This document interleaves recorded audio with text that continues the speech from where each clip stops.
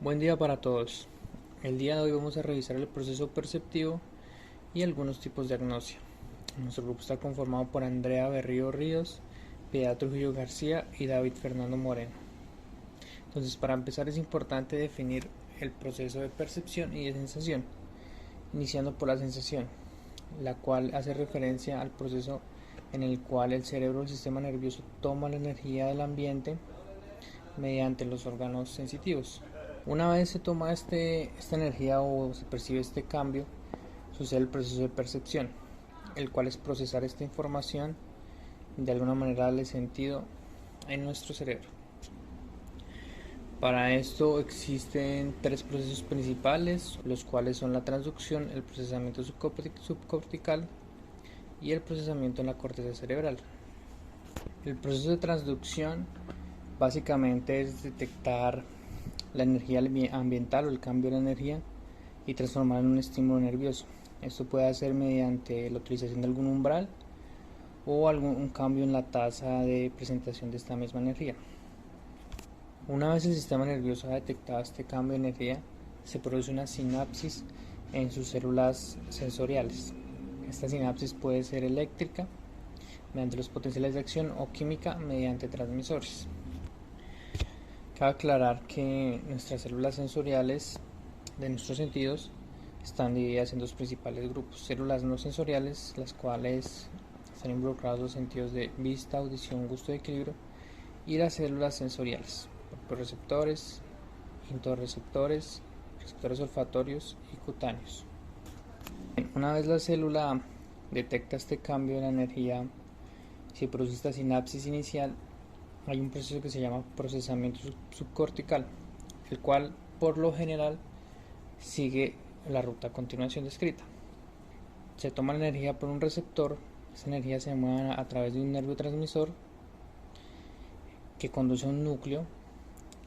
Luego este núcleo ganglio dirige la energía al tálamo y el tálamo se dirige por lo general a la corteza cerebral. Esto no aplica en todos los sentidos.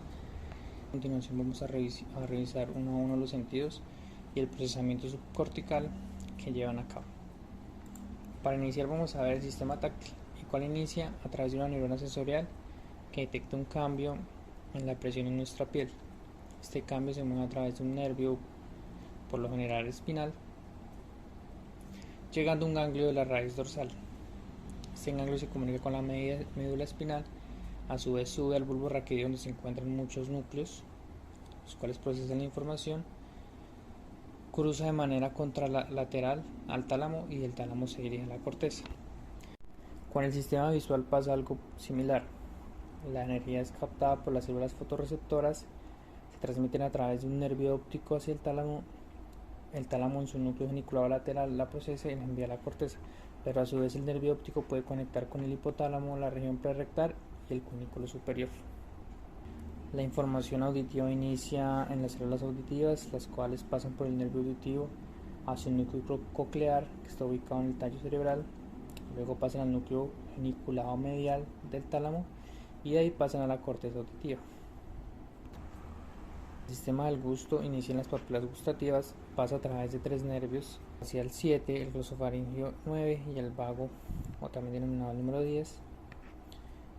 Pasan por el núcleo del tracto solitario y de ahí toma dos vías, las cuales puede ser el tálamo o la amígdala, para después ser procesadas en la corteza. Por último, el sistema olfatorio, como siempre, inicia en su receptor, pasa por el nervio olfatorio, después pasa al bulbo olfatorio. Del bulbo olfatorio puede pasar a la amígdala, a la corteza entorrinal o a la corteza periforme. Una vez se realiza este procesamiento subcortical, la información por lo general es transmitida a la corteza cerebral a varias áreas de asociación, las cuales vamos a ver a continuación. Ahora bien, cuando nos referimos a la corteza cerebral, tenemos que es como una cáscara que envuelve nuestro cerebro, y es aquí donde realmente percibimos, donde se crean los pensamientos, imaginamos, decidimos y actuamos.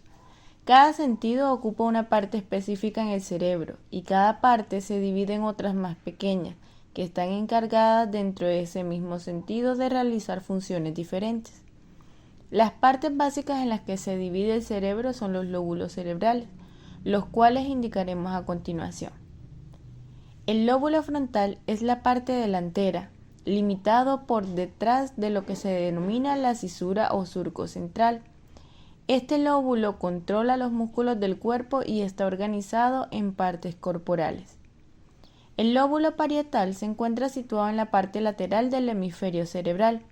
Está organizado por partes del cuerpo y está relacionado con las sensaciones táctiles como son la temperatura, la presión, el dolor y la sensibilidad. Por su parte, el lóbulo temporal se encuentra también en la parte lateral del hemisferio cerebral, pero ventral a los lóbulos frontal y parietal, es decir, por debajo de ellos. A este lóbulo llega información auditiva y está íntimamente relacionado con la memoria, las emociones y el aprendizaje. También es el centro primario y olfativo donde se procesan los patrones de reconocimiento facial. El lóbulo occipital se encuentra situado en la parte posterior del encéfalo y es el encargado del sentido de la vista. Por último, encontramos el lóbulo de la ínsula, que integra la información sensitiva autónoma proveniente de las vísceras. Además, desempeña un papel fundamental en algunas funciones del lenguaje. En la corteza cerebral distinguimos entre otras áreas o regiones aquellas que reciben información vía tálamo.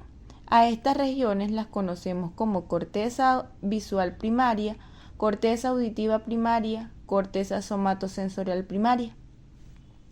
La corteza visual primaria recibe información del órgano de la vista y se halla en el lóbulo occipital, principalmente en los bordes superior e inferior de la cisura calcalina.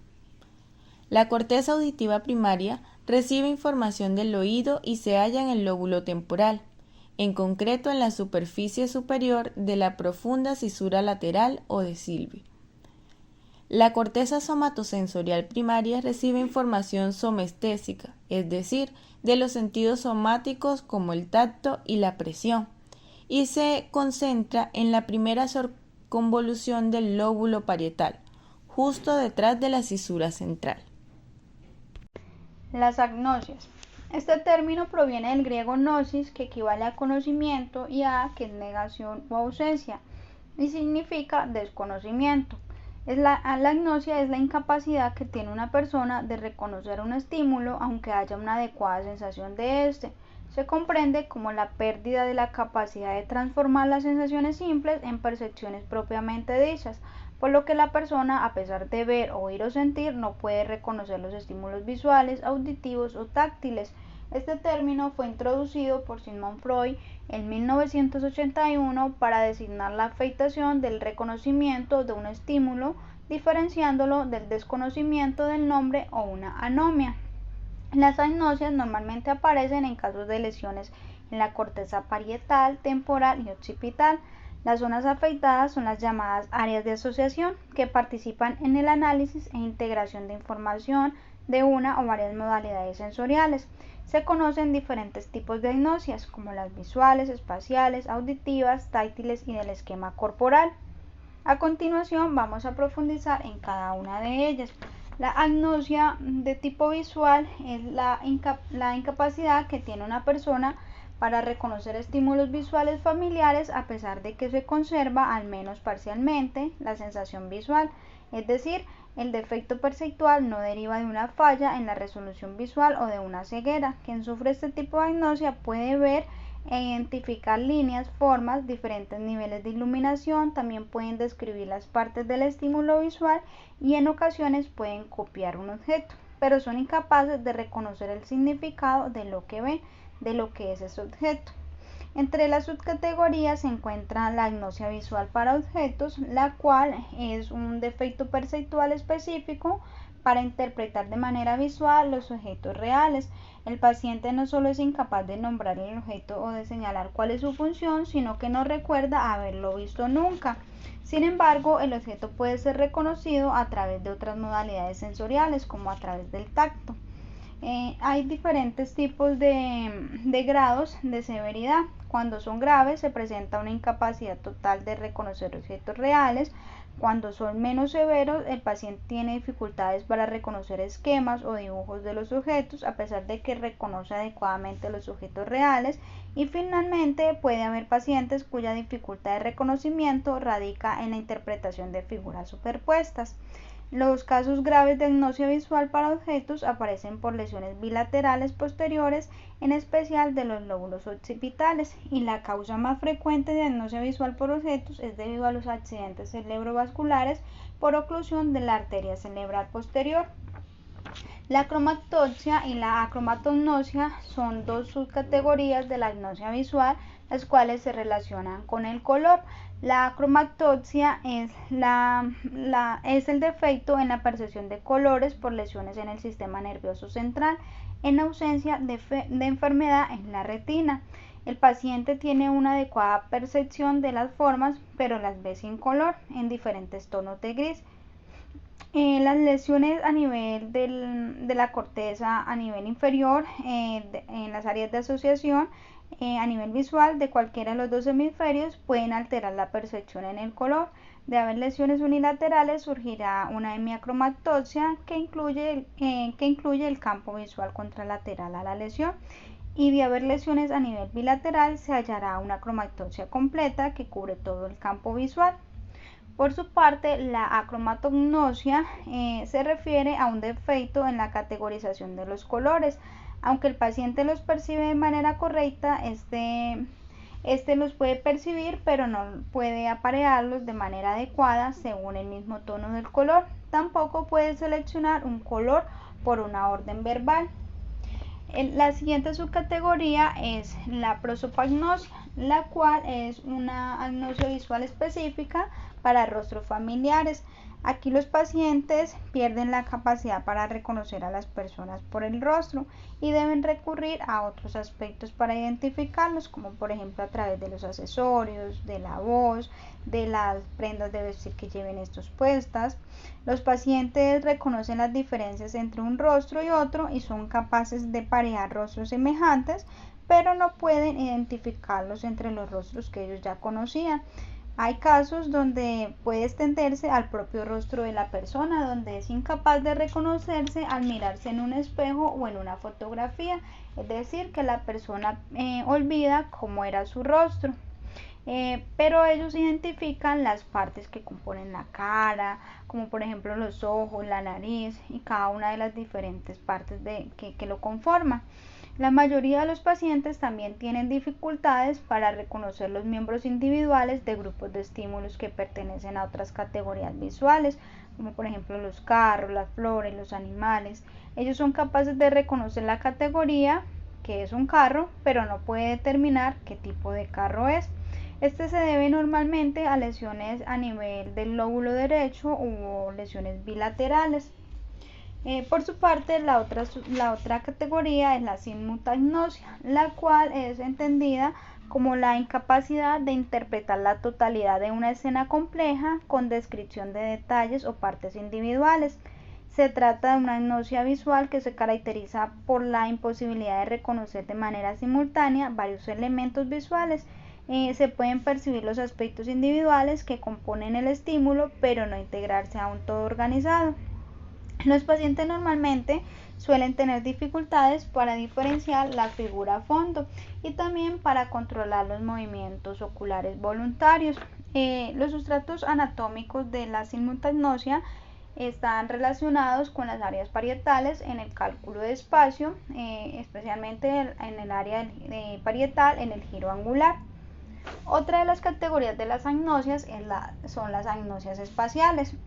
Estos son unos trastornos en el reconocimiento y utilización de información de naturaleza espacial que presenta una persona como consecuencia de una lesión cerebral en la incapacidad perceptual para reconocer e integrar información espacial sin que exista una alteración sensorial primaria que la justifique.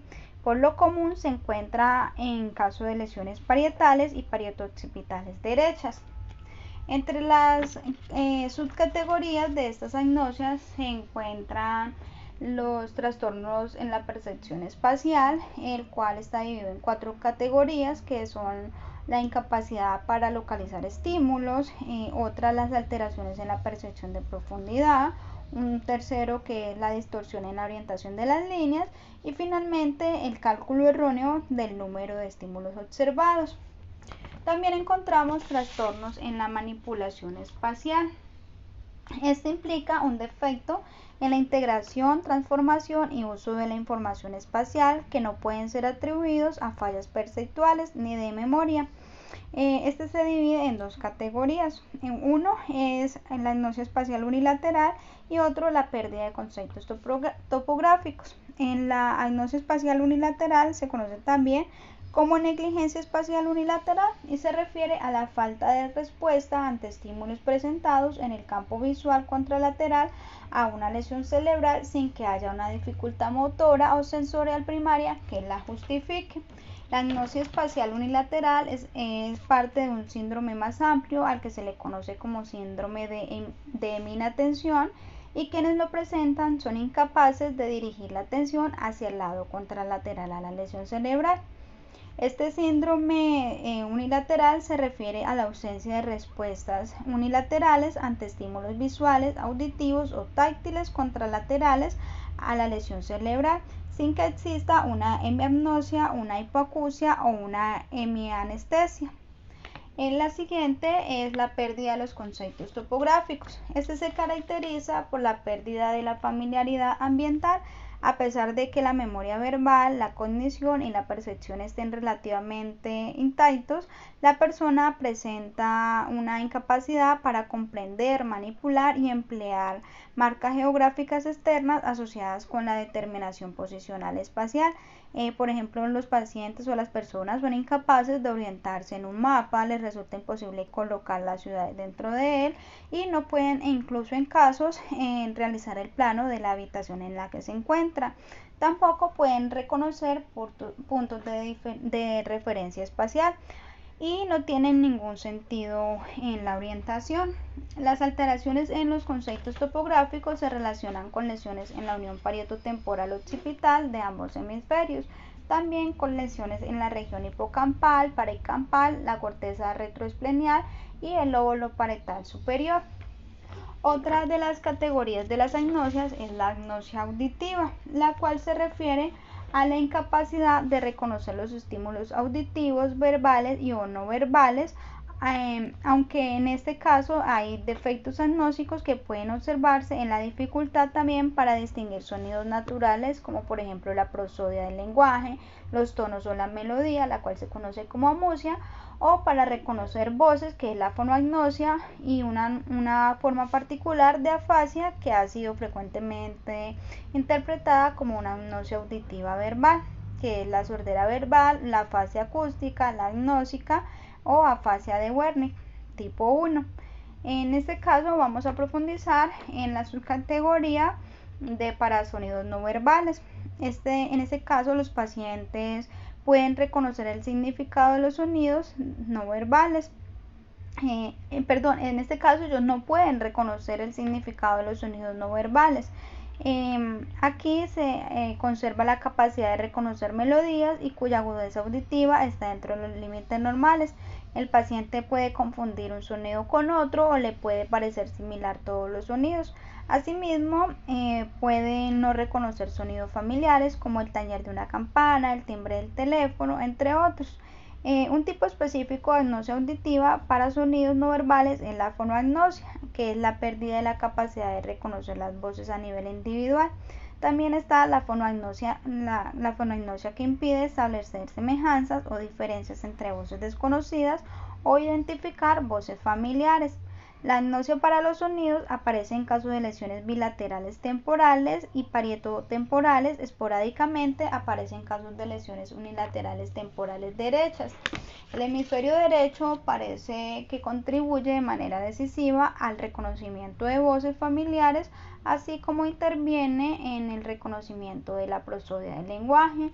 Las lesiones temporales bilaterales, que incluyen ambas áreas auditivas primarias, pueden producir una sordera central. La amusia, por su parte, es la pérdida de la habilidad musical como consecuencia de patología cerebral. Se han propuesto varias clasificaciones de los trastornos musicales. Entre ellos, los más comunes es la que establece diferencia entre la amusia motora y la amusia sensorial. Entre las amusias motoras estaría la amusia expresiva, la praxis instrumental, que es la incapacidad de tocar un instrumento musical, y la grafía musical, que es la grafía para notas musicales. Por su parte, las amusias sensoriales incluirían la amnesia musical, que es la amnesia de melodía, la alexia musical, que es la incapacidad de leer el pentagrama, los trastornos en el sentido del ritmo, y la amusia receptiva, que es la incapacidad de reconocer melodías. Otro tipo de amusia son las vocalo-expresivas, las cuales imposibilitan al sujeto para cantar, tatarear o silbar una melodía. El defecto puede observarse por imitación de melodía o a la orden verbal. En la denominada amusia receptiva se pierde la capacidad de discriminar las características de las notas musicales, como por ejemplo la altura, la intensidad, la duración, el timbre y el ritmo. Este tipo de amusia se acompaña por lo común de agnosia auditiva y o de sordera pura a las palabras. Las lesiones del lóbulo frontal en cualquiera de los hemisferios pueden producir una amusia expresiva. Si hay lesión en el hemisferio izquierdo, la amusia estaría asociada con una afasia motora. La amusia receptiva sin afasia puede observarse en casos de lesiones temporales bilaterales o unilaterales derechos o izquierdos. Ahora hablaremos de la categoría de agnosias táctiles, la cual es la pérdida del reconocimiento táctil de los objetos, y entre ellas se encuentra la asterognosia, la cual se reconoce a sí mismo como la pérdida en la capacidad de la sensibilidad primaria. Este puede ser primaria o puede ser secundaria. En la asterognosia primaria, el paciente es incapaz de reconocer las características físicas de los sujetos que le impiden generar imágenes táctiles, y en la asterognosia secundaria, también conocida como asterognosia pura o asimbolia táctil, hay memoria de las imágenes táctiles que, sin embargo, se encuentran aisladas de otras representaciones sensoriales. En este se conocen 4 subcategorías o subtipos. Una es la morfognosia o incapacidad de reconocer táctilmente la forma de los sujetos. Otra es la anilognosia o imposibilidad de reconocer la consistencia y material de los sujetos, como por ejemplo la textura, el peso, la densidad. Y otra es la asimbolia táctil o pérdida de la capacidad de identificar táctilmente los sujetos en ausencia de amorfognosia y anilognosia. La asterognosia pura es un síndrome neuropsicológico que aparece por lesiones del lóbulo parietal, y en algunos casos la asterognosia o asimbolia táctil aparece como una anomia específica para objetos explorados táctilmente. La anomia táctil que representan los pacientes con asterognosia no se observa cuando se realiza una exploración visual de los objetos, es decir, que normalmente los pacientes denominan de manera correcta los objetos cuando los tienen ante sí. Las lesiones a nivel parietal unilateral en cualquiera de los hemisferios pueden ocasionar asterognosia contralateral o bilateral. Otra de las categorías de las agnosias es la agnosia somática, o también conocida como asomatognosias. En este caso se entiende como una alteración en el conocimiento del esquema corporal como consecuencia de una lesión cerebral. Los trastornos del esquema corporal se pueden agrupar en 2 categorías, uno que es la somatognosia unilateral y otro que es la somatognosia bilateral. En el caso de la unilateral se refiere a la presencia de asomatognosia solo en un hemicuerpo, por lo que se les llama hemiasomatognosias. Quienes padecen tienen una inadecuada percepción de la existencia de medio lado de su cuerpo contralateral a la lesión cerebral. Por lo común, aunque no necesariamente, afecta al lado izquierdo y son consecuencias de lesiones en el hemisferio derecho. Normalmente las personas con este tipo de asomatognosia presentan una heminegligencia, donde ellos desconocen el defecto o la enfermedad, y también este se asocia con la negligencia espacial unilateral.